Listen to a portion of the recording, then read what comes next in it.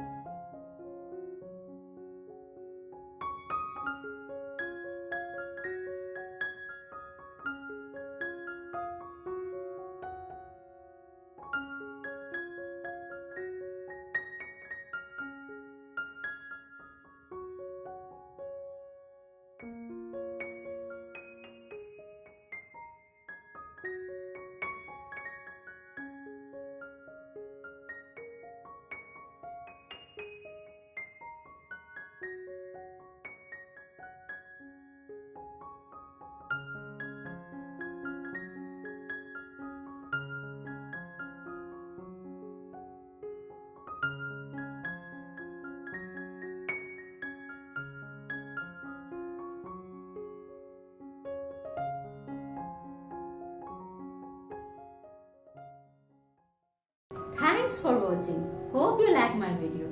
So please like it, share it and subscribe. And if you have any suggestions, doubts and queries, please write it in the comment box below. See you in the next episode.